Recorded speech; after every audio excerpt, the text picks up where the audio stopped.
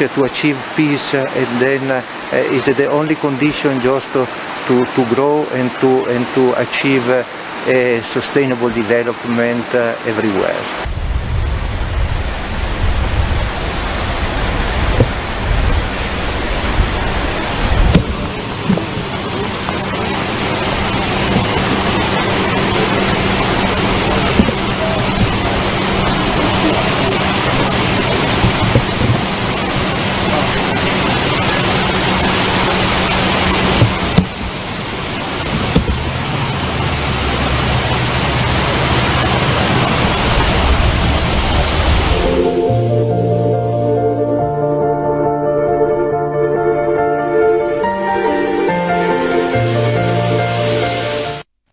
Pietro Parolin, he is a cardinal, the Secretary of State at the Vatican. He has come with a message of peace and reconciliation. It's a good message. Definitely. The Catholic Church is the universal church. The Catholic Church is for every human being. And this is the message the Pope, apart from his numerous missions in Cameroon, is bringing to the people of Cameroon and especially to the government. We have suffered a lot. 4 years on, almost 5 years today. The conflict is still persisting. You of the USGP, what are you doing to restore peace? Well, unfortunately, we don't have much of the power to do that, but we're making our contributions as much as possible. We think that those who have the power and those who have all what it takes to bring peace back to these our two regions are not doing enough, because I think at this point in time we know exactly what should be done, and this should be done. What should be done? What do you think should be done? Well, we all know that we have called for inclusive dialogue, meaning that you get the stakeholders, all of the stakeholders on the seat, and be ready to bend our shoulders, because I think that what is wrong with us is pride, and we think that we can beat, we can kill, we will hammer them, we will, but we have been going on and on for the past 4 years. We'll approach the 5th year and we'll still be on the same spot, and it's getting even worse. Because right now what we are experiencing is guerrilla warfare. We don't know exactly who is who. But I think that if you call the guys on the table who started it, But we will be able to know. Major national dialogue. No, we know that it's not enough. What are the fallouts from the major national dialogues? What are the fallouts? We don't know. If you call the people who started, and we come and we will be able to isolate and know that, because brigands have come into the fight, brigands have taken over in many places, that even the original guys who started it, you know, they have no powers over them. So that's what we're talking about. Okay. Dr. Lange, a word of peace and reconciliation brought by the representative of the Pope to Cameroon is a good message. Clarkson, thank you once more. You know,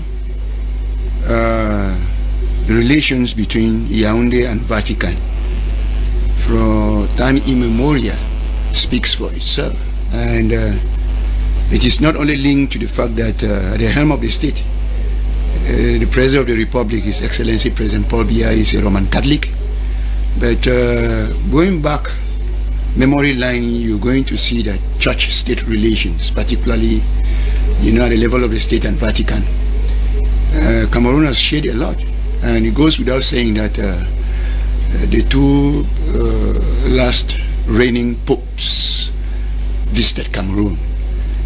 It goes without saying, and it speaks a lot. Peace and reconciliation is very important, especially at this period when so much is at stake. You have to understand that the Roman Catholic Church, per se, invests a lot on the Cameroon territory. Are we referring to, you know, schools, hospitals? Are we referring to, because we call that the secondary mission of pastoralism, which is a mission of the Roman Catholic Church. And also coming in to translate the word of the Bible into seeing how feasible people can, be educated, ignorance and illiteracy can be fought, people can, be healed, people can be treated, and so on and so forth. So when we think of the Northwest and Southwest, most of our greatest of hospitals have been grounded. Most of our schools that are secondary schools are grounded. And most of our boys and girls are not going to school. And the quality of the Christian education, some of these are Catholic institutions, have been repeated in offering. So it goes without saying that you take, for instance, the ecclesiastical province of the Northwest, which of course is incarnated by the Baptist bishops. You bear with me that this ecclesiastical jurisdiction of the church is not very much functional. And there are some dioceses in this ecclesiastical province, which of course, in fact, are not operational fully. So it is the interest of the church and it's in the interest of the Vatican, to send the Secretary of State to come and probably see. Will his presence bring some peace, restore some peace in the Northwest and Southwest? Let's look at it from the perspective that the Roman Catholic Church, through the mission of the gospel, may be able to teach, us how to come out of conflict by, being God-fearing. And where in the Roman Catholic Church itself, in some of these dioceses and parishes, we can be able to talk through the Justice and Peace Commissions. You understand how we can reconcile ourselves. We know ourselves. We know those who are fanning the flames. We know those who are conservative around this issue, thinking that in fact, if it protracts for so long, it is going to be the benefit of each and every one. But for how long? And how true? So it goes without saying that the message of the church and the message of the Secretary of State from the Vatican, the Cardinal, is coming once more to be able to reconfort us and make us understand that it is also by being God-fearing, that we can use the word and come out of the conflict strong, spiritually upright, and loving each other, being your brother's keeper. Thank you. Yes, Jine Banner. A message of peace and reconciliation, a good thing for Cameroon. We need peace and reconciliation. Well, I think what the Catholic Church has just done here, the Vatican, it is a welcome idea, and like we always say, better late than never. I think they've just come here to remind this government once again that all we need is dialogue. There is a need for people to sit down and talk, because there is no way we can ever resolve this problem without people sitting around the table to talk. I think that is why the Vatican dispatched somebody to meet the head of state and to remind him of that.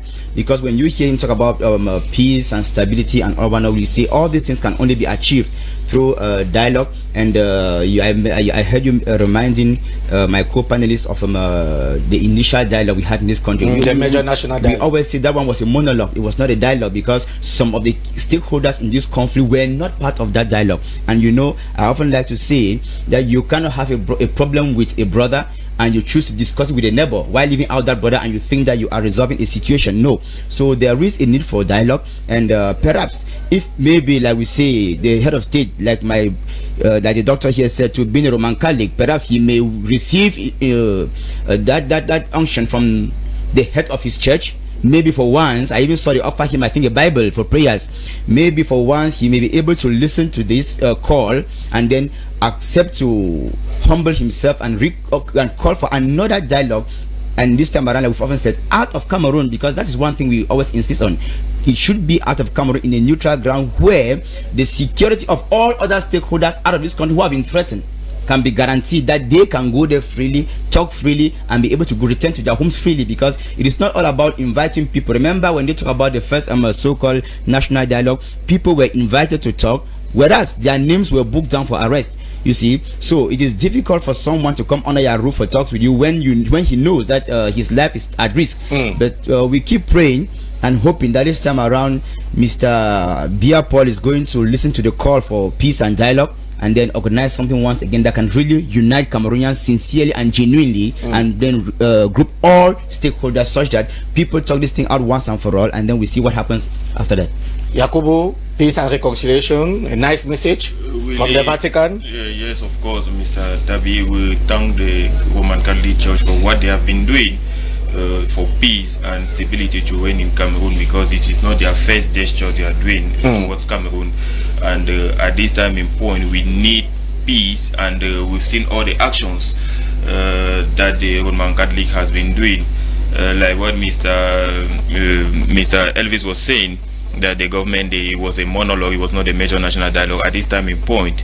That is bad faith. I will consider that to be bad faith, because we cannot call something that was organized. Delegation were sent abroad to invite our brothers and sisters who are seated in Britain, Germany. Various ministers were sent there over there to call them to come and sit on the table. That nobody, they had the guarantee, because when we talk of guarantee, thousands, let me say hundreds of fighters were released. That is to show the good faith the government has to, and centers were created, because we cannot say people are arrested. Mr. Elvis will agree with me that various fighters were released even during the major national dialogue.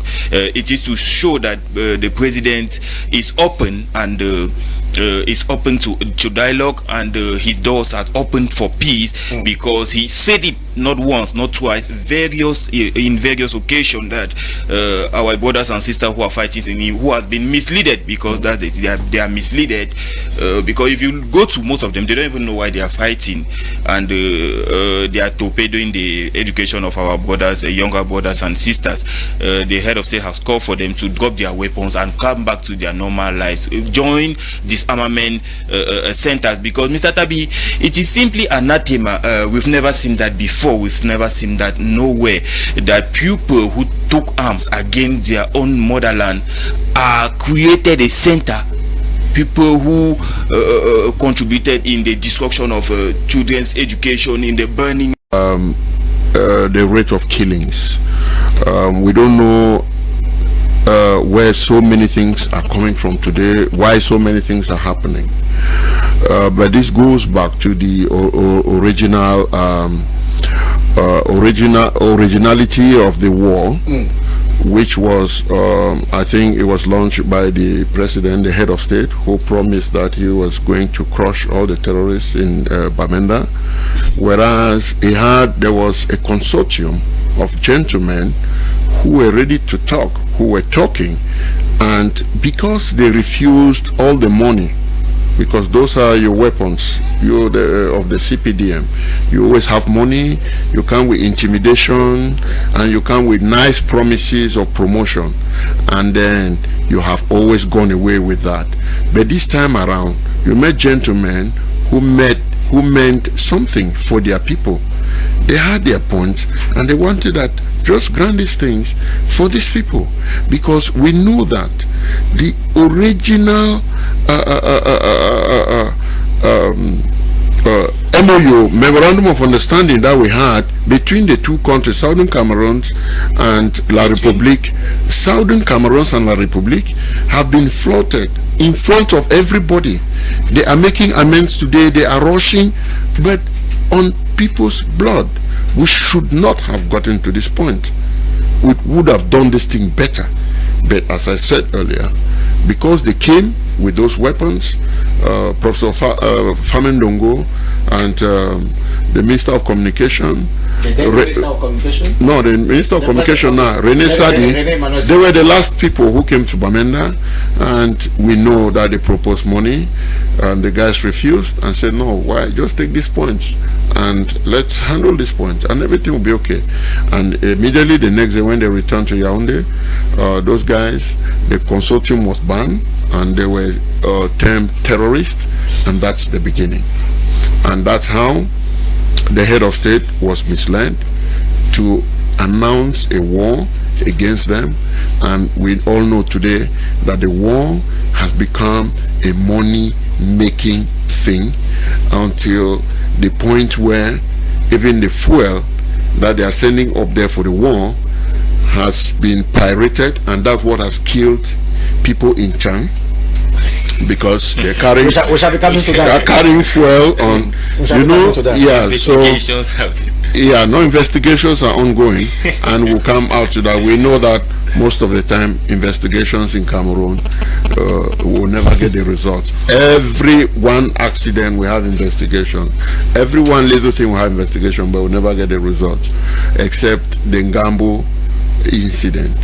And So I want to say here that we should be honest with ourselves, and we should learn to understand that when you deliver children, once they are grown up, they are no more that little kid that you used to whip in the house. They are grown up, they have learned, they have met others, they have different ideas. When you are proposing something in your house where you are the father, they have a point to make. You will not crush them.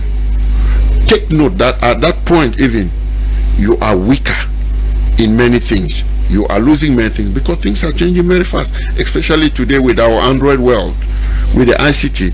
A lot Things of are changing, information yeah.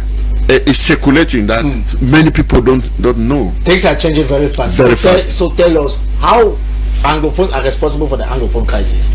Anglophones are partly responsible because today we don't have a real leader for the crisis. The general in Bafia, he controls his own area, and Cho Ayaba has his own people. Ebenezer Akwanga has his own people. Lack of unity. There's no unity. They all have their different motives. Why they will kill this one with a machete, why this place should be burned down, why this should happen. I think that Anglophones in general are not for this, because we think that we can do this thing differently without killing ourselves. You look at the many ghost towns that they are calling every day in Bamenda. You hurting the same people. You claim that you want to save. You're claiming that you're saving. You're fighting for 10 days. Secondaries and high schools that were destroyed in the northwest, were they destroyed in the east region or in the south region? The best of Christian education that we've come to understand, and of which the benefits have been exported to other areas of Cameroon and other dioceses and other denominations, are going the same way, which is a very good example. Now, at times we hear St. Bisa Shinkom cannot function like St. Augustine College. These are institutions like St. Joseph's College, Sase, my alma mater, where Sase was rushed to CK Sitiko, to Bishop Rogan and so on. It is a very big tussle. And what we're saying is that the cradle of what constitutes the background for our reasoning is being destroyed. Are we not partly responsible? Who are those who go about burning dormitories, burning refectories, burning laboratories, burning hospitals, declaring ghost towns? In fact, I call it an end to civilization, an end to modernism. Because like my brother Mr. Otia rightly said, if for instance you are unable to follow up your treatment, you are diabetic, you cannot go up for, screening, observation, for a medical doctor who is observing you to be able to say, okay, you can change medication or you can sustain medication. What becomes of your situation, even when you're a medical doctor and you're sick and you cannot control yourself? When you are a state-installed nurse and you are sick and you don't know what drug to be able to take, of which you are sick in your house and you cannot go to the hospital, but of which the chief medical officer under which you work could have been able to help you, give you prescription, medicine in the pharmacy of the hospital, and you are cured. Nurses are killed, medical doctors are haunted. I call that the end of civilization. Schools are not going on, markets are not opening, women are not going to the farms, cultural associations are not being, fulfilled. People are not given befitting burial. I'm a senior lecturer of international human rights law, and I want to tell you that when you die, Mr. Clarkson, you have a right to sepulture. Sepulture means you have a right to a befitting burial. Look the way some of our brothers have been buried here, because of confusion, because vehicles cannot move over there, or because if a corpse were to be identified being moved to the village, they pin down a ransom. Are we still talking about civilization? To me, it's the end of the times in this part of the world. Women are raped, grandparents, women are raped, children are raped, boys and girls are not going to school, and we say there is a point somewhere to be made. Somebody is saying that these are the consequences. What are the causes? Now, excuse me, if for instance, like the technician said my brother's dress had a yellow color, and you assume of the responsibility that you were quick not to be able to tell us that he was supposed to appear in a dress that is, yellow colored. I mean, there we wore the same reasoning cap and there was no problem. and the technician was looking for a solution to a problem. That's how we live in a more mature. And for what are we hoping at? The success of this program, the Republican debate. I think that was a problem. For him, my brother refused that he was not going to wear a suit that was brought. He does not know whether that suit was worn by somebody who had leprosy. He's afraid of contracting leprosy.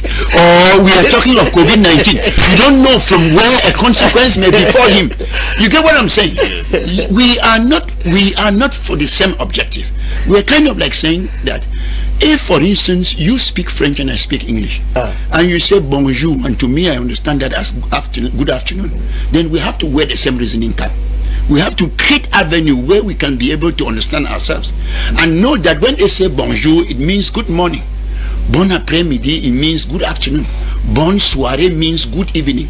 And we carry on, and we carry on, and we carry on, and we are taught so, by... Dr. Lange, you are saying Anglophones are responsible for the Anglophone crisis? Where the problem today is, we are responsible. We have burned down all our schools. We have closed down all our markets. All our traveling agencies, either like tomorrow, after tomorrow, there is Monday, they are not going to be functional. And it kills the economy of the region. It kills the economy of the region. For instance, let me tell you something. The economy of the Northwest region is based on cooperative business. It's based on school industry. Are we there? Yeah. And is based on little agricultural activities. All of this crisis has burnt down, has killed the whole economy. And like we are saying, even not of the fact that the head of state has to address the economic and socio-economic needs of that part of the world, where we are talking about a reconstruction plan for that part of the world. Where do you think these structures I have just identified will be able to get money? Most people who borrowed money from credit unions, some are dead. Some ran away. There are no prospects. You understand what I'm saying? For credit unions to recover what they gave out to clients. And that was a way of, in fact, fighting poverty. Are we there? Yeah. So that is where we are. And we are saying that once we are unable to be able to, what do we mean by government? Is it only His Excellency Chief Dr. Dipute? Are we there? Yeah, is it only the Minister of Territorial Administration? Government, first and foremost, is you and me. We are kind of like talking how to come out of the Anglophone problem, which is a way through which this channel can contribute in nation building by helping Cameroon, like what the Cardinal has come to say, that we need peace and reconciliation. Yes, Elvis, Anglophones responsible for the Anglophone crisis? Mr. Tabi, before I answer your question, I think it's necessary to rectify one or two things here, because my brother Mr. Yakubu said several things that are erroneous, and so I cannot let them go that way.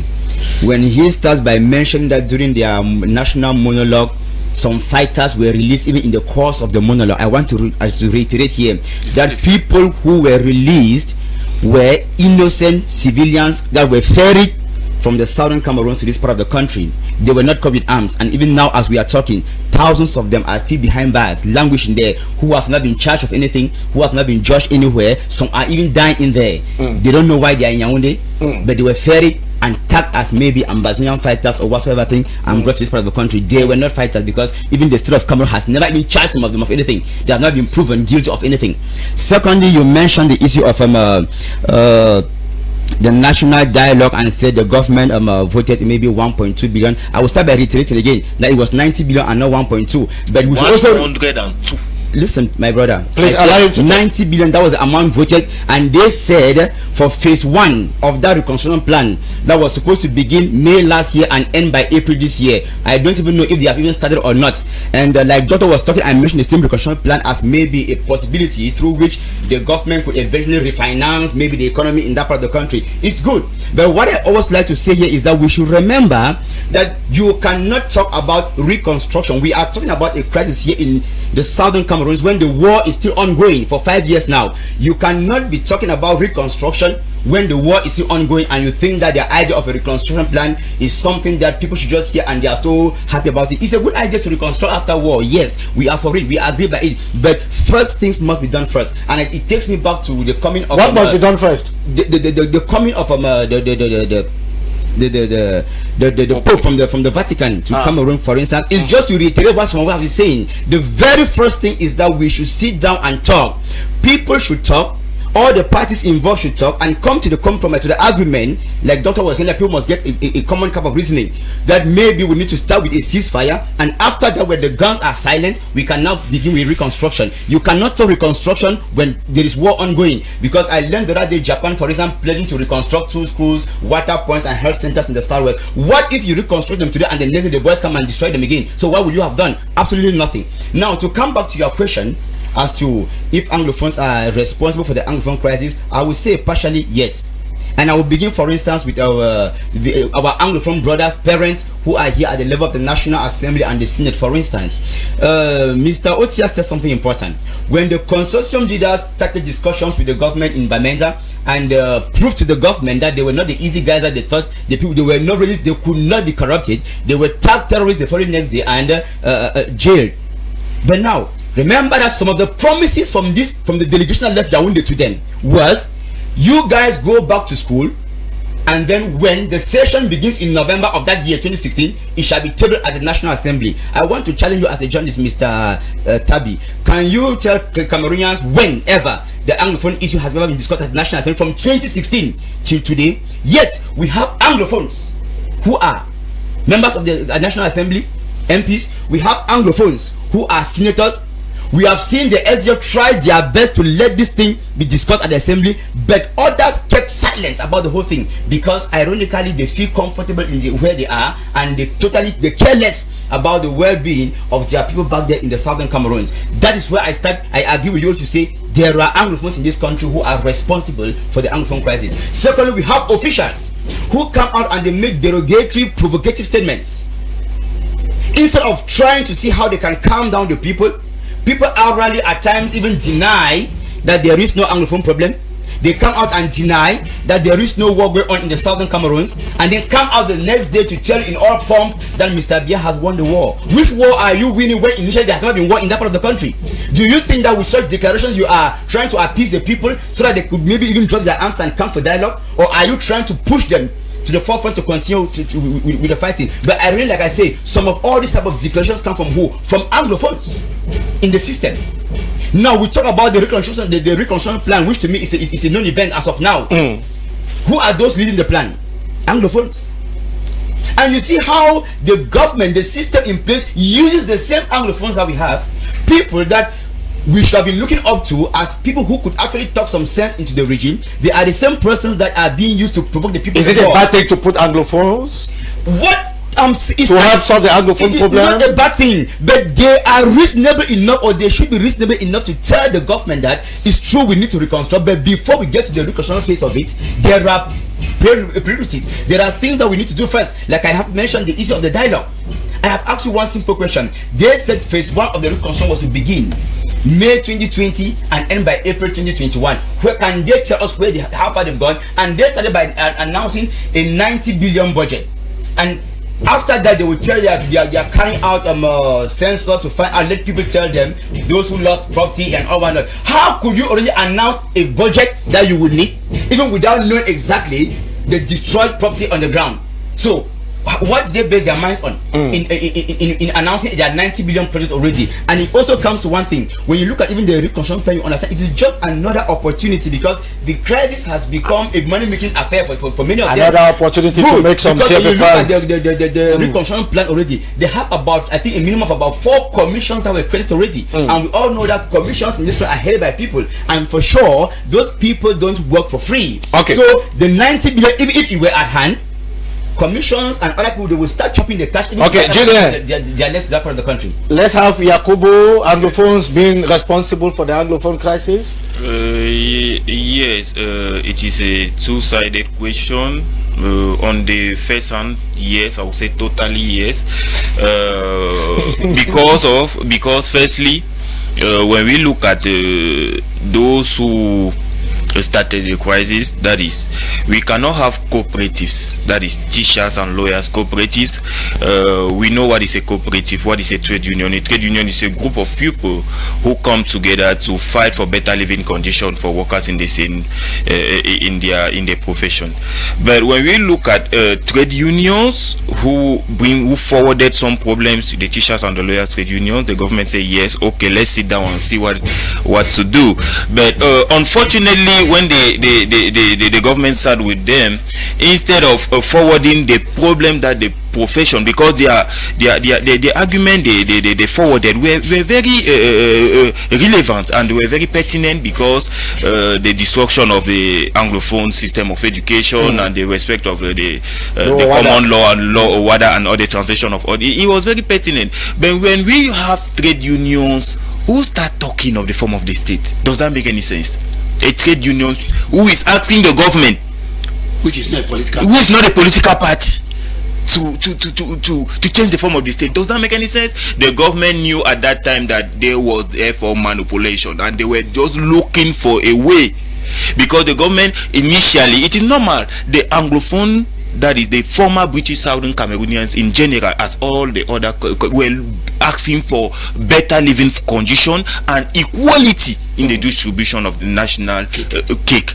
That was the fundamental, and it is normal for any community. We saw last time some movement who erupted in the northern region asking for, and it is normal for any society to ask for better living conditions. But at the time the Anglophones were asking for that, other people now came and hijacked their struggles, and now came with their own personal, because people wanted to be president of the republic, and they have their own personal ambitions, agendas, and now the population which they were claiming to save, which they were claiming to defend, look at what is happening now. Our younger brothers and sisters, for 5 years, we don't know what a 5-year destruction of a child education can cost. Many of them are just there loitering. Others have come here in Yaoundé doing nothing. IDPs, we have them. So you are blaming the Anglophones? We are blaming the Anglophones. Not saying that it is totally. There is also the part of the responsibility of the government. When we say government, that is all of us, because we used to see in those days there were I will not call it marginalization, but there were some form of behaviors who were not really good, because when, at times when people come here from the northwest, we had this type of things like Anglophone. It's just an Anglophone. It is called marginalization. And that's how those type of, that's why irresponsible the population, other population of Cameroon, they are also responsible of that, because when you have a border and you keep on creating little names to they don't feel really. But globally the crisis fundamentally were caused by Anglophone. And at this time in point, the analysis of Mr. Chine Bani Elvis were biased, because he said the Anglophones were responsible, but he took the question, the analysis one-sided. He did not look at those who are seated comfortably in USA and asking for people to set ablaze schools, because you cannot be comfortably seated in a country like England or USA, and your children are going to school, and you are giving orders through social media to order not to send their children to school, or to order to destroy the children's education. That is not fair. And at that time in point, before giving the floor to another person, I would like here to say that at this time in point, the United Nations Education and Scientific and Cultural Organization, that is the UNESCO, and the UNICEF, should intervene, work in hand with the Cameroonian government, because at this time, when children education are already scattered, when children education is being destroyed, these are international organs that are responsible to protect the children and make sure children are going to school. At this time in point now, the government has to. We are calling on UNESCO and UNICEF to work in hand with the government, so as to arrest those who are seated in these foreign countries and bring them down here in Cameroon, and let let them be tried, let the justice be made. Mr. Ocha Vitalis, yes, tell us, you as an Anglophone, what do you think should be done to solve the Anglophone problem at this timing point? I think that the whole problem lies in the hands of the managers. The managers are those who run the country. If all of us are in the government, like he was saying, all of us do not have the opportunity to manage government issues. I cannot sign any government paper. I cannot go and represent the government like Minister Tanganji will do, for instance. So it means that we don't have that opportunity. We have the ideas that they have refused to take, and we are still calling on them. I think it's the same thing the Pope's representative came to tell them that, look, when things are like this, I mentioned earlier, I said, when you have grown-up children, if it's not going, put everybody on the table and say, okay, right now, this is the situation. Like he was citing, this is the situation. I think that we cannot handle all of this together at the same time. Can we begin with this? And at one time, bend your ego. Forget about your ego, that you are the Almighty, you are the Supreme, and calm down. If God, our Creator, called some people and say, come and let us make man in our own image, it means that he bend his ego a bit and say, come, bring your own idea too. I'll be God, but maybe I don't have. If you take notes, go put up for some place where you don't get for people there, and put eye for the other place, they go match our boss. So he said, let us make man. So it means that come with people and say, let us look at this thing genuinely. Don't come with fanatics. Don't come with people who are feeding, because at this point in time, if you ask me, I will just pinpoint them. This man is eating here, this man is eating and does not want that the crisis should stop. This one is eating, this one is eating. Those people should be kept on the side. But there are people, there are Cameroonians who really, if they are given the opportunity, will be able to tell the truth to Can you give us two names? the person who will be. No, I don't think it's going to help. I don't think so. You say you have been given ideas, the ideas that you have been given you of the USDP. Yes. Can we have some of the ideas? Of course, the idea remains what we are talking about here. We have written to the powers that be in all spheres. We have written to them and we have given them our own points that must be taken to end the crisis. But they are reluctant because, like I say, like most of us know, they are all feeding from it. People are enjoying, and they forget to understand that this is blood money, the blood of innocent children. I don't know how they're going to feel tomorrow. I don't know how their families are feeling. I don't know how their children are going to be tagged tomorrow.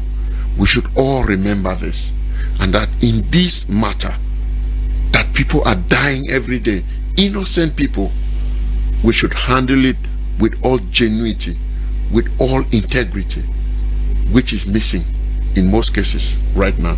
A man from the Vatican is present. Yes. Certainly things will change. Definitely, he is working, and I know he will have a big session with the ecclesiastical province of Bamenda. That is the most touched in this thing, because you know the Catholic Church depends more on its institutions like the educational industry, the health, and other charitable works. But now, you know, originally most of its money was coming from this, because for long now subventions that used to come to the Catholic Church through the white priests that were here and from Vatican, they are drying up every day. And so they are telling us, you are mature, you're getting mature, so try to start making your own money. And these are plans that have been put on the ground that were working real well. And then a lot of morals. Don't forget that the Catholic Church stands for moral, where every human being has its moral obligations. You have, you must be respected as that. But so far, you see the way people are treated, human beings are treated today, less than cockroaches. They kill you. You go to Bamenda, they kill you. I've not been to Bamenda for the past, since the war started, and I will not try. I've told them that even the next 20 years, I will sit here and wait till I'm sure.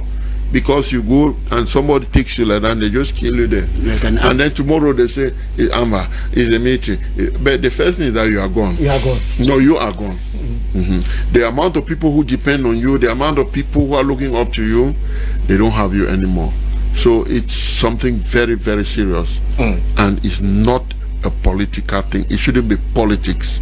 We should take it seriously and we address it straight and we solve the problem. We can do it. We can do it. What should we do as Anglophones, Dr. Lange? Please, I want us to look a little bit into the history of this nation building, of which which is an element that is being forgotten, and it is not helping in guiding in the whole process of either building a peaceful state or a confused state or a failed state or an ungovernable state. What do I mean to say? If we will have to be able to come out, we must be able to come to terms with our interests. What are our interests in being? Do we want to die the next minute, like my brother was saying, Mr. Otia? And the confusion will be said that, oh no, probably it was the other way, or because he was drinking a Brasserie drink here and a bullet came from nowhere. And the first thing is that those who depend on him will suffer. Yeah. He has lost his life. And this is a reputable personality in the domain of culture and cinematography in this country. What will become of that nascent industry that we're looking up to? Just for the mere fact that he has gone. And of which such talents are rare to identify, considering the fact that individual talent like such, sharpened talent is a monopoly. We should be very, very careful. And I want us to be able to not only look into the history of this issue. I want us to be able to understand that if we are talking about the responsibility of government, the government is performing the role of the state. We, like the territory where we are seated and talking, before the 1st of January 1960, it was an international territory. And the birth certificate, the owner of it still holds it. Before the 11th of February and 12th of February 1961, where you call Southern Cameroon was an international territory. The birth certificate still held. Are we there? We are there. Okay. This concoction that makes up what we call today's state gives us, by legal reputation, the power to accession to international sovereignty. And what the state does within is assuming sovereignty, both internal and external. What some of us do not come to understand is that when you say the quell down on peaceful movement, say at Cow Street, the state is struggling to restore its authority. And if after 3 months, according to administrative law of this land, the governor writes to government that the security of this part of the state, of the country, is threatened by insecurity, it is within the regalian powers administratively, political administratively, and in terms of security, to be able to ensure that the territorial integrity of that part of the country is kept intact. These are two divergences that some of us have not been able to bring together in understanding who plays what role and where the problem lies where. Now, the brothers who are out there, do they still understand that the Trusteeship Council of the UN, which is still one of the permanent organs of the UN, is there at New York? Or we are only, being told about how they organize streets demonstrations and burn down the national colors and so on and so forth. If you think you have a right, which is called the right to self-determination, how do you go about it? It comes to the second proposal, which is that of what? Education. But I don't think that is where we are. I think we are at the level of where, in terms of political emancipation, we have met our destiny.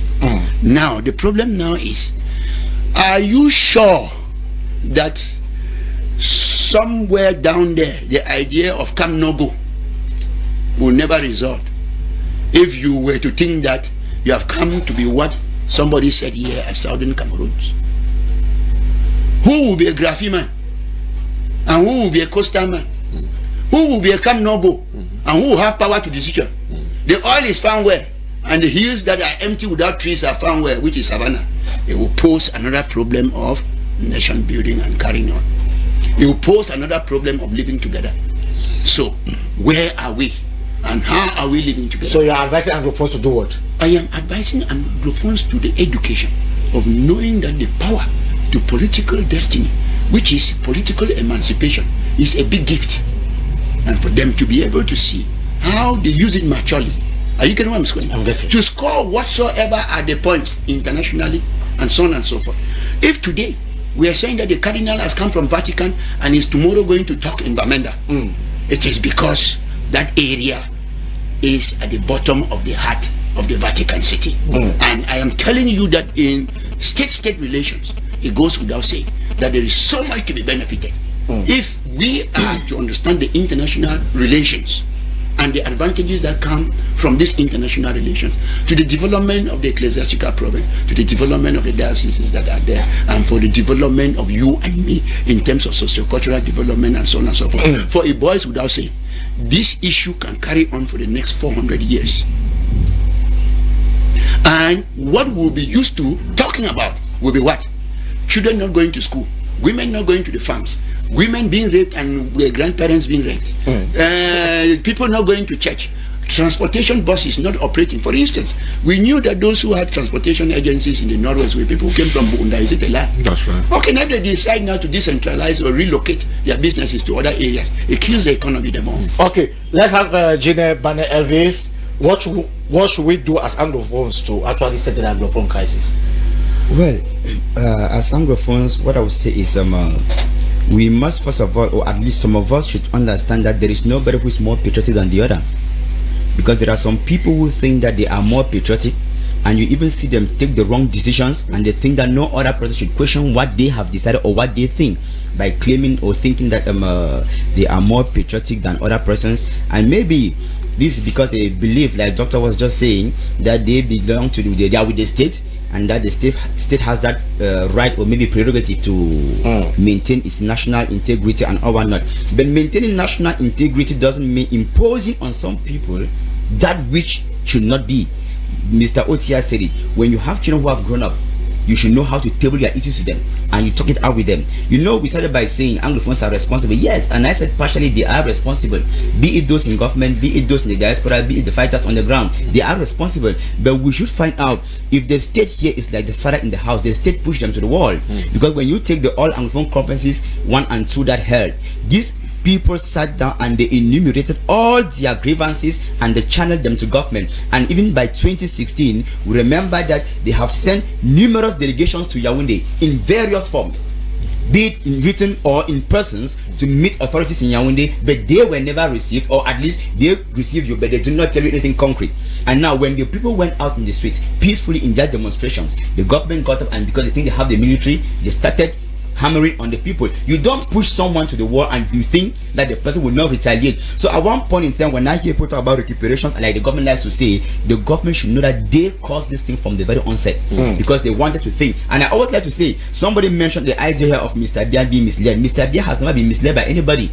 You cannot be the head in the family, you give instructions to children to dry clean and they do not respect it, and you keep quiet and you say maybe they were misled by their mother. Now you who gave the instruction, what did you do later on? Mr. Bia said in France, they had an agenda of assimilating the people, but they failed, maybe because the people became too intelligent, too wise, their eyes became opened up, and maybe because of that anger, in 2017, November 30th, I think, if I'm not mistaken, he declared war on the people.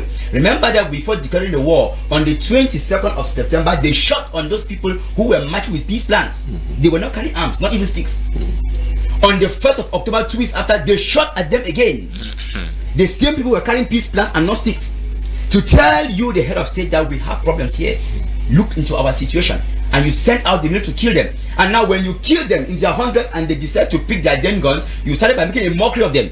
What will they do with den guns? And that is where we are today, 5 years after. I said here that it's better late than never. We have seen the Vatican come. It is but obvious that the Vatican is not for nothing. It's not per chance that the cardinal is coming here and it's going straight to Bamenda. Because I even saw already the people, I mean, just the diaspora. I even saw on social media today, they are asking on the population to go out there with placards, carry out messages as to what they face as grievances. But unfortunately, we know the system. People will go out with placards and you will find the military shooting. That's the problem. Yeah. Because you don't give room to people to express themselves. Just 2 weeks back, women came out in Bamenda and they openly said it again, that they are chasing mayors out of their offices because they did not elect them. 5 years after, you have been torturing them and they still have the courage to still tell you that we don't want these people you are imposing on us because we did not elect them. For once, the government should also sit and understand that there is time, we have come to a time where we need to sit and talk. You cannot beat them and think that you will use the cane to stop them from talking, because they have proven that they are resilient, they are resolved, and they will continue. So let our people, like I say, continue with the pen, and maybe consider that if they are fighting really to the best interest of the people of that part of the world, then you cannot be fighting to safeguard the interests of the people. We still, the first kidnapping them, asking for ransoms, we still have chopping off some people's arms and all whatnot. I think that's what I can say. We still have 5 minutes on this first topic. Yes, I'll just give you a minute before I take, of course, I want to beg on Sangu, yeah. Mr. Brother, my brother. Yeah, Sangu, yeah. To take some few seconds of his time. Yes. To, put across a message. When we say the state is a power, it enjoys of what we call the legitimate violence, the power of legitimate violence, which is common with any realist entity that is called a state.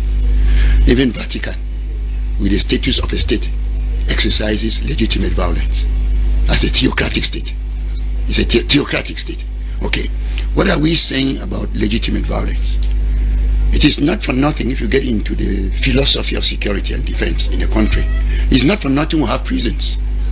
And I think before reunification in this country, the best service that existed west of the Mongo was the prison service. That's true. All the contracts before the Nangas they came, the prisons won the contracts. And if you worked in the prison department like my late father, you were not only an intelligent man qualified, but in fact it was a kind of a pragmatic, area of administration in the across the Mongo the other way. What I want to say is to tell you that man by nature is a criminal. And wherever we find ourselves, one man will still be capable of doing a wrong, which of course the law of the land will find him guilty and send somewhere, which is not now considered as punishment, but a system of an administration of justice where you are now being taught to regret of that act you perform. Did you slap somebody and it was considered assault and you were sent to prison? There you are taught in prison never to slap somebody again, to insult somebody, or to degrade on somebody's personality, or to speak ill of somebody, or to steal, or to kill. That is what we are saying. So we want to kind of like say that if you have to go out to the streets, that is why the administrative authorities are there to give you, the authorization for you to be able to demonstrate. I think the law of the 19th of December 1990 makes it clear that for you to be able to enjoy of that liberty, it's a liberty. This is how you go about it. And if, for instance, because of ignorance, we tend to act because we have to act, and we are caught in a context we have to act because it's democracy, then we are not being guided by the rule of the law. That's why we are talking about what? A state of law and the preponderance of the rule of law. Thank you very much. Yes, Sangu? Yeah, just to say that at this time in point, what everybody, all Anglophones and all Cameroonians in general should do is that they should contribute with all positive contributions, that is avoid species of hatred, avoid forwarding species of disunity, because at this time we come to realize that there are many people, even Anglophones, who do not want the crisis to end. They are happy when they hear that a school has been burned. They say, okay, that's very good, we'll see how the government will do. And behind they are crying and making hypocrisy as if they were in shock. Meanwhile, they are instead happy. That's the game people are playing. Many of those who are saying, oh, we are not supporting the guys, oh, we want the peace to come back. They don't want the peace to come back. That's the reality. When the government is working overwhelmingly for peace and stability to come back, others are behind to developing strategies for the crisis to continue and behaving in such, because when we look at the political situation and the type of a war that is ongoing, we cannot have a gendarme behind all the citizens. We cannot have all the police in front of all the teachers. If people do not want the teachers to go and teach, I don't know how. If they don't want to collaborate, because there is a need of collaboration. But because when we look at what happened in the Far North region, and Boko Haram has been have been reduced to its minimal, it's because the population decided at one time in point to collaborate with the forces of defense and security. Because if not of the collaboration, so you are saying the people, they are not collaborating in the Northwest and Southwest? They are not collaborating, and that is not collaborating, meaning that what? Meaning that they are not helping the government to help them, because at a certain time in point, if you want the government to help you, you have to put yourself at the service of. You have to help the government to help you. That's the fundamental of what is going on. Yes, Mr. Ocha, a minute before we conclude on this first topic. Yes, I think that we all have to look at the crisis objectively, and like we said earlier, we are all made up of two parts. We have the animalistic part, and then we have the human part. But let us leave the human part to take over now, and we see how we can bring the crisis to an end. I said that it is very possible that we can do it, and then we can re-strategize. In fact, it should stop. We need to re-strategize. Yes. Yes. Bane, a minute before we conclude on this first topic. Yes, I just want to say something here that Cameroonians, for once, be they the southern Cameroonians, be they Cameroonians as a whole, they should understand one. In fact, let me say, those of the ruling CPD, the regime, they should understand that Cameroon does not center around Mr. Biya Paul as an individual. He may be head of state, yes, because I have a worry each time I hear people keep talking and they say Mr. Biya, the beggar of peace, Mr. Biya has done this, the head of state, the head of state, the head of state. No, Mr. Biya is just a living body like you and I, and we shall all one day die, but this country will stay. And even we are talking about peace today, the peace, we may not live it within our own reign, but we are fighting for those who will come. So people should avoid always talking as though it is all about Biya, and no other person can do something in the country. Secondly, when we talk about collaboration, yes, it's not that the people are not collaborating with the military, but at one point in time, has the military, has the state actually proven to them that they too are trustworthy for the people to collaborate with them? And when we talk about Boko Haram, remember that all Cameroonians from all 10 regions collaborated and donated money, food and other items for the military because they were fighting an external enemy. But we are talking here about a head of state who declares war against a portion of his own people. It's not head of, if I may put it that way, in any part of the world. You don't get a woman and you declare war on a part of your own territory and then you come back to tell the people that they are not collaborating with you. It doesn't make sense. Which part so of the I own want territory? What are we discussing about?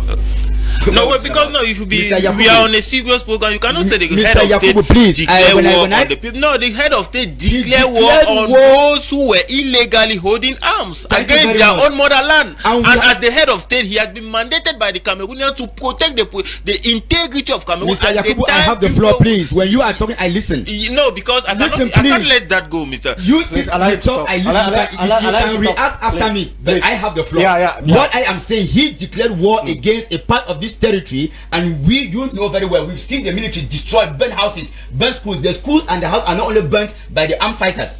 We have seen children killed by the same military. They deny it today and they accept it the next morning. Is that how the people are going to trust the military and support them? 1 week ago, children were killed and they say they were terrorists and all manner. What proof did they have that the children were terrorists? These are the things I say that when we sit on the platform that you are saying, you are talking to 25 million Cameroonians. Mind the things you say and do not just try to defend things because some of you have this attitude of, let me just defend my CPDM at all costs and at every cost. That is what is killing this country. We should be intellectually honest enough to say when it is wrong, we say it is wrong and we ask for forgiveness for that. That's what we are saying. Okay. A reaction, Yakubu, Yeah, before we the move on to bottom our second line topic. of what I wanted to say is that the head of state declare war on those who were holding arms against their own motherland, because President in Article 5 of the Constitution is clear that the head of state has as mission the protection of the national integrity of the country. As the head of state, if you cannot protect the integrity of the country, it means that you have failed. And protecting the integrity of the country means that being it from internal sources or being in from external, you should perform your duties, and that's just what the head of state has been doing. Okay. We shall be moving on to our second topic, but before then, can we have our press review? The press review from Jerome Neba Ambe from Bamenda. The press review.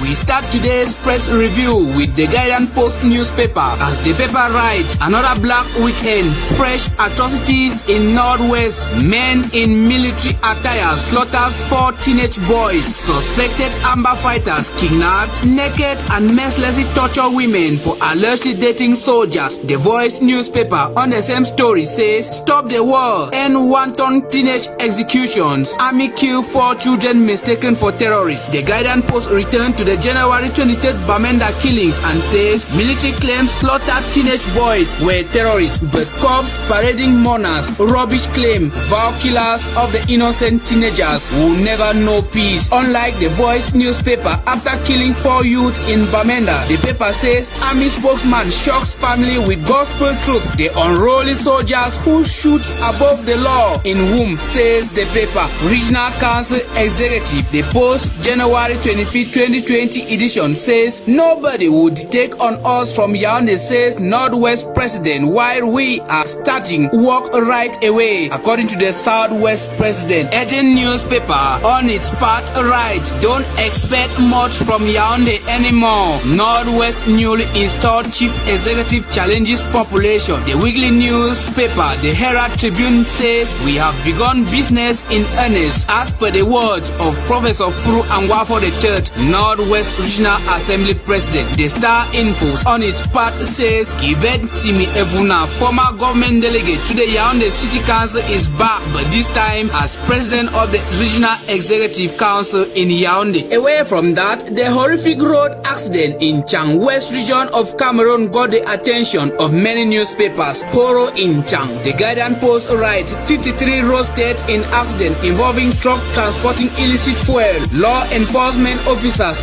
allegedly escorting vehicle loaded with fuel on the run. Mutation. Chang Sancho. Tombeux ouvert. Un accident fait 53 morts sous la falaise. La communauté nationale bouleversée et indignée. Quotidienne émergence says accident de la circulation, 53 morts en Chang. Cameroon Tribune axe Chang Sancho. Horaire sur la route, 53 personnes mortes. Casné hier et 29 blessés en situation critique. Le jour, drame, Chang, la falaise de la mort. Le bilan provisoire du grave accident, survenu hier aux aurores, fait l'état de 53 passagers décédés et 29 blessés graves. The Post says Chang road accident leaves 53 dead, 29 injured. Shan fallout, Limbe groans underwater shortage, heavy security, Kamwata official tight-lip activities on a low tide due to massive military deployment. The Post Weekender says panic grips Limbe after 2 bomb blasts. The French language newspaper L'Oeil du Sahel, Adamawa, le RDPC dans la tourmente. On the other hand, the Guardian Post says wrangle over Kumba city top job persists. SDO fails to reconcile Ngo Mewanu. Avenue newspaper says 4 ministres interdits de séjour à Paris. The French health newspaper Eco Santé says lutte contre le Covid-19. Dr Mintop offre les kits de protection aux médias à l'Est. Mutation newspaper further write Doxic de Minim Matap. Le projet Abon Mine as Indian record first COVID-19 death as reported by the Crown newspaper. The same paper says Koningi prison former Director General of CRT Gervais Mendoze in bad state of health, taking Cameroonians for granted. The Guardian Post newspaper says government dodges implementation of Article 66 on declaration of assets but rules out victory drums to celebrate complete implementation of 1966 Constitution. Meanwhile, the Reporter newspaper revisits the appointment of regional council secretaries. The paper says the appointment is a pathway for effective work to begin. 1 billion road project abandoned in Bimbia as the mayor is calling for the intervention of the Minister of Public Works as the population continues to suffer since 2018, says the Star newspaper. We end today's press review with the Chronicle Times with its banner headline Anglophone crisis, struggle yesterday, I'm Robbie today. Those were the major stories that got my attention on the newsstands this week, and on to next week for what the papers will have said. But remember, a bottle of beer is 800 francs while a newspaper is 400 francs here.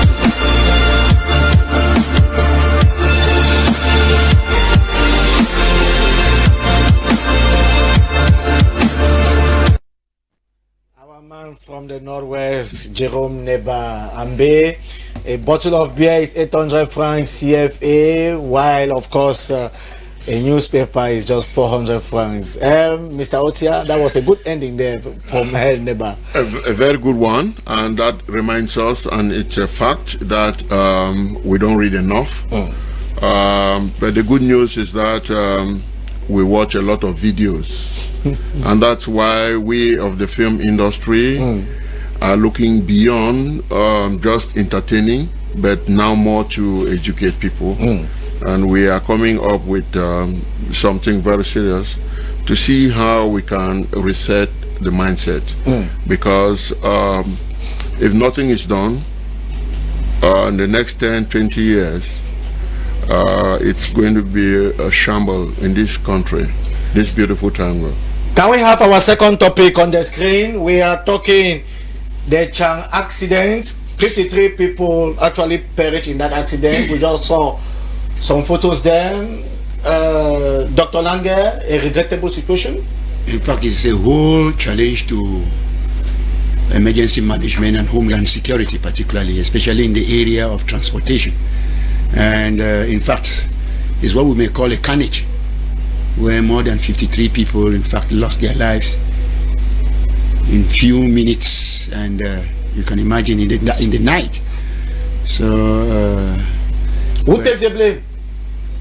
One, the transportation agencies, road users, and I think government should be able to regulate transportation movements, especially in very obscure moments, like in the dark.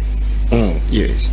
We are talking of a 70-seater bus, but when we have to make the calculations between those injured and those killed, 53, 29, I think it should be 82. 82, exactly. Which is not normal, Mr. Otia. It's not normal. At all. That's where I put the blame on the security. If you travel that road, you discover that from Bamenda you have, before you get to Bafoussam, you have about 30 checkpoints. The gendarmes, the police, and at times even the mixed patrol. What were they doing? The first thing is that the bus was overloaded. I'm sure when they had the accident, people who could try to run, they couldn't, because we know we have been traveling, and in between in that row in the 70-seater, they have their small bamboo chairs that they put the cell, and this is very normal. And the police, I've even heard the policeman telling the guy, no, il faut charger parce que nous on va manger quoi ici. So you have to give them something, whether you like it or not. You have to give them. So I put the blame on the security first for that 70-seater. Second, the truck that was carrying fuel. You don't transport fuel in that form, in drums and in a cargo. A cargo is not meant to carry fuel. And they left Bamenda. Where is fuel coming from in Bamenda, going down to wherever, after Bafoussam, after Chang? Where were they going? Kongsamba? Were they going to Douala? Fuel should be leaving Douala to come up to the hinterlands, not the other way around. Not the other way. Where is the fuel from? How did they manage to pass?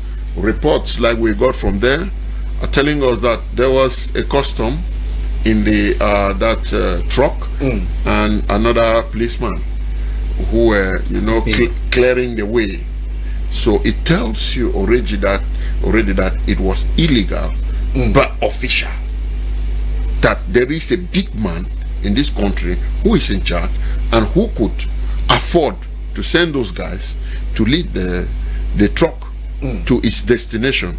So we have to know that destination, and all those who were on the way, they have to answer. They have to be given a query letter. Let them tell us, how did he manage to pass from here, from Kombu, from here to here to here, before, after Bafoussam, and going down that hill? You're not going to bring back. Look at the way people died. You cannot make out your own person. You come there, you just carry some ashes and you go and try to see what you do with it. Is that how we should kill ourselves every day? The government the government should be blamed equally? The government takes all the blame. I'm talking about the security agent. Yes. I'm talking about the buses that are tolerated on the road. With all what we know. What are they doing there? Yakubu, who takes the blame? The Chang accident? Firstly, the person that takes the blame is the traveling agency, because when you put on an objective analysis, you cannot manual voyage. You cannot doing small arithmetic. That is 53 plus 27 Plus 29. plus 29 is already 82 in a 70-seater bus. It's already a problem. Apart from that, we know how some of those traveling agency functions. Those who travel, those drivers who are supposed to be traveling in the night, during the day, most of them are still traveling. Going and coming, thinking that no, they maybe some of them take drugs so that they should not sleep, and so that to fight against tiredness and all that. And that's how many of those traveling agencies, because they don't want to employ, and that's a problem. Secondly, the speed at which they, because generally when they know that the gendarmes from here maybe to I don't know, to Bafsam, there is no gendarme control at this time, they will just be free. Because during the day when there are many at least police, checkpoints and police and all that, they are afraid that they may be caught and they will be maybe forced to pay monies to those people. But when they know that at a certain time, maybe 2 o'clock in the night, there is nobody in the road, they are just running and going. And that's how we even saw in December 27 another bus who Avenir Voyage, who also had a terrible accident. They talked Two of buses. Yes, they talked of about 43 people who died, and it's already too much. And without forgetting the fact that government has no blame, eh? The government has nothing to do with those issues, because we cannot call upon the government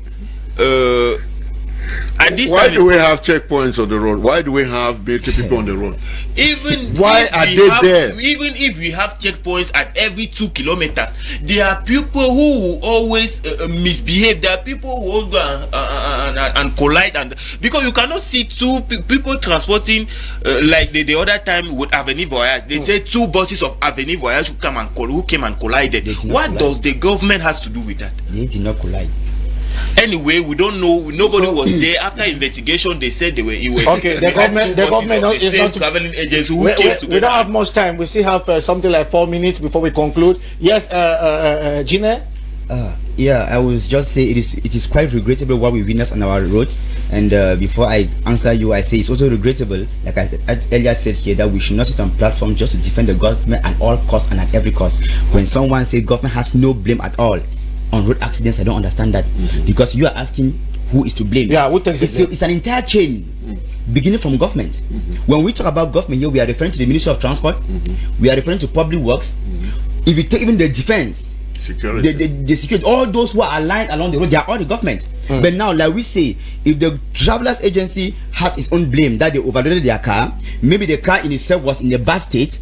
Now, do not forget that even in a bad state, it means that they were authorized to run, because there is what we call technical visit technique. Now, whoever told the agency that your bus should be off-road? Nobody. From the moment they left their agency to where they had an accident, did they not cross those officers by the roadside? Whoever stopped them to say you are overloaded, so you cannot cross, or some people must drop? Nobody. So come back to the state of the roads in the country. We don't even have roads in Cameroon, because most of the roads that we are managing today are roads that were maybe constructed 10, 15, 20 years back, when maybe we had very little traffic on the roads. Now, thank you. Many roads, more persons have bought vehicles. We have travelers agencies today with 7-star buses that we never had in those days, and the same roads have been made, are there, that have even dilapidated. What is the state doing to rehabilitate the roads? Nothing. So I want to think that the very first person even to bear the blame is the state, before we get back even to the travelers agency, because like I say, a traveler agency owner is a businessman. And someone said here, human beings by nature are criminals, they are heady. It means that what? At one point, even when he knows that his bus is in a bad state, he will still want to let it work. He cannot just get up and say this bus no longer runs again. But the government should put in place measures to follow up and see into either when your bus is off use, it should be off the road. You see, so I think the government has a greater share of the blame. And now I will also conclude by saying that Cameroonians as a whole should also be educated to work on with their consciences too. Because even as individuals, if you go to an agency and they are asking you to get into a 7-star bus, that is already getting to 71, 73 to sit on a bamboo seat, you should be able to tell the people, I am not boarding this bus. Yeah. But at one point in time, the passengers and all other persons, we don't have that conscience. Okay. People, it's like, I want to go at all costs, and then we find I want to go that's- at all costs. 30 seconds, Dr. Lange. I think the responsibility should be shared, and we want to, kind of like, call on our agencies to be more responsible, because issues of emergency management, for instance, at that particular point, where the services of the fire brigade will have to come say from Bafoussam, and it will take probably more than 55 minutes. That's right. You get the point. What becomes of homeland security? We are referring to, environmental. We are referring to animals even around. We are referring to the persons who are in the car. We are also calling on the responsibility of some of our, drivers. Responsibility of drivers. Some of them, walk throughout and persist to walk in the night, and at times you cannot, you cannot defeat nature. In You cannot defeat nature. difficult topography. A topography, a terrain, a relief Mr. Otia, environment that, 30 seconds, we are concluding with you. We are Okay, finishing so the program with you. thank you very much. I think the first thing I want us to know is that Cameroonians in its entirety and generality have lost trust in the government, and that because the government have failed the people repeatedly, and that's why people actually celebrate when our team in the present chan, when they lose they celebrate, when the lights go off they celebrate. It's to tell you how far people are fed up, and that for the government to do something is not going to be power, what they have always used, but they should come back and restart that and see how they can win back the confidence. The people have no confidence in them. We say thank you for coming, gentlemen. It's on this note that we put an end to this another edition of the Republican debate. Take another appointment same time next week on the same channel. Till then we say may God continue to bless the Republic.